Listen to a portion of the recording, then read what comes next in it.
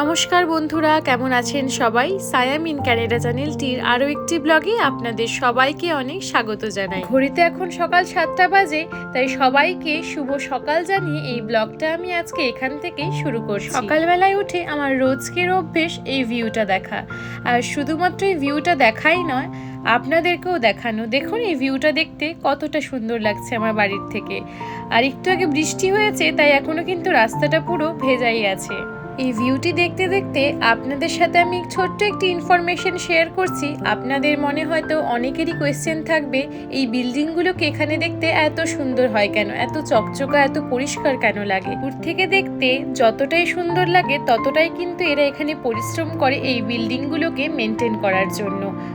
এখন আবার আপনাদের অনেকেরই মনে কোয়েশ্চেন থাকবে, মেনটেনটা কি করে? মেনটেন করে এইভাবে পরিষ্কার করে। দেখতেই পারছেন তো, এই যে এরকম রশি লাগিয়েছে, তার মধ্যে থেকে উঠে তারা এরকমভাবে এই গ্লাসগুলোকে পরিষ্কার করে। কতটা স্কিল থাকলে এই কাজগুলো করা যায়, আর থাকতেও হবে মনে অনেকটাই সাহস। সেই মতোই আজকে ছিল আমাদের বিল্ডিংয়ের গ্লাস ক্লিনিং ডে। দেখুন কি সুন্দরভাবে তারা এই গ্লাসগুলো ক্লিন করছে। সারাদিনের কর্মব্যস্ততার পর আমরা দুজন কিন্তু এখন বেরিয়ে পড়েছি মোটামুটি ইভিনিং ওয়াকের জন্য। তো আজকে ভাবলাম যে এখানে পাশে একটা খুব সুন্দর পার্ক আছে, তো সেখানেই যাওয়া যাবে, আর আপনাদের সাথেও সেটা শেয়ার করব এই পার্কটি কতটা সুন্দর দেখতে। এই পার্কটিতে যেতে কিন্তু আমাদের বাড়ির থেকে হাঁটা পথে প্রায় 15 থেকে 20 মিনিট সময় লাগে।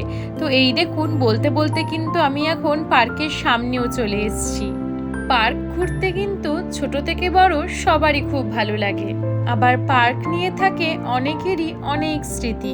বিশেষ করে ছোটবেলায় যখন পার্কে গেছি তখন কতই না মজা করেছি। এই পার্কের মধ্যে দোলনাতে চড়া, স্লাইডে চড়া, সিস খেলা, প্রচুর স্মৃতি। তো এই পার্কে আমি যখনই আসি আমার মনে হয় সেই সব স্মৃতিগুলো একটু রঙিন হয়ে ওঠে। তো আপনাদের মধ্যে কারা কারা এরকম পার্কে গিয়ে মজা করেছেন আমাকে কিন্তু কমেন্টে অবশ্যই জানাবেন। এতক্ষণ তো আমার স্মৃতি নিয়ে অনেকই গল্প হলো, তো চলুন আর বেশিক্ষণ দেরি না করে আপনাদেরকে এই পার্কটি একটু ঘুরে দেখাই। তো আজকে আমরা যে পার্কটির মধ্যে এসেছিলাম সেই পার্কটির নাম হলো এখানে কারিয়া পার্ক। এটি কিন্তু এখানে জাপানি স্টাইলে সাজানো একটি পার্ক।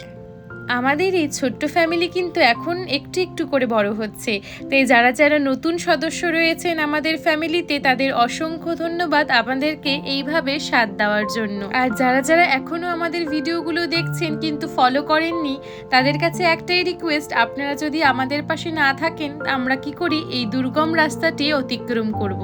আর বলি বন্ধুরা, এখন কিন্তু কানাডাতে চলছে সামারের সিজন। এই সামারের সিজনে কিন্তু একটা অন্যরকম সৌন্দর্য এখানে দেখতে পাওয়া যায়।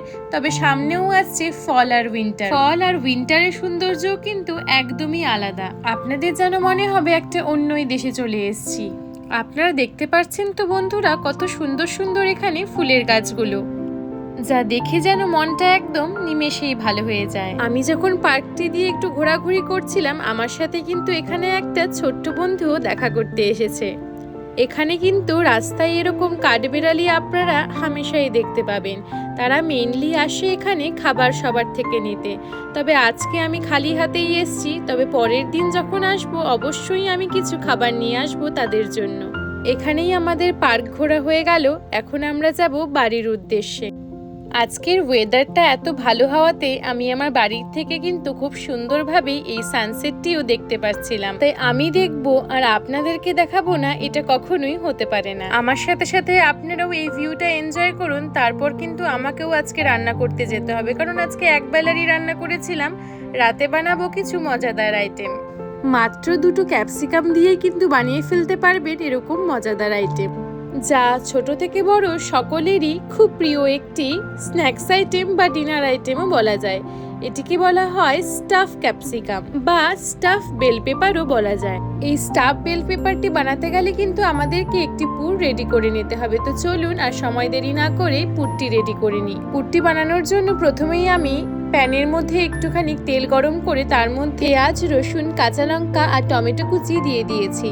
সব কিছু দিয়ে একটু সময় ফ্রাই করার পর এর মধ্যে অ্যাড করে দেব লবণ, গোলমরিচের গুঁড়ো, একটু হলুদ গুঁড়ো, লঙ্কা গুঁড়ো, ধনে গুঁড়ো আর গরম মশলার গুঁড়ো। মশলাগুলো অ্যাড করার পর কিন্তু খুব ভালোভাবেই এটাকে ফ্রাই করতে হবে। ফ্রাই হয়ে গেলে এর মধ্যে আমি অ্যাড করে দিয়েছিলাম ওই সেদ্ধ করে রাখা কিছু চিকেনটি দেওয়ার পরেও কিন্তু খুব ভালোভাবে মশলাগুলোর সাথে চিকেনটিকে মেশাতে হবে। যখন দেখবেন মশলাগুলোর সাথে চিকেনটা খুব ভালোভাবেই মিশে গেছে, তার মধ্যে কিন্তু অ্যাড করে দিবেন একটুখানি সয়া সস আর টমেটো সস। এই সব কিছু দিয়ে কিন্তু মশলাটাকে খুব ভালোভাবেই কষাতে হবে। আমার দুপুরবেলায় একটুখানি ভাত বেঁচে গিয়েছিল, তাই আমি এটা এখানে অ্যাড করে দিয়েছি। আপনারা কিন্তু চাইলে এটাকে স্কিপও করতে পারেন। এই সব কিছু দিয়ে মিনিট 2 ফ্রাই করার পর কিন্তু আমাদের পুরটা পুরো রেডি হয়ে যাবে।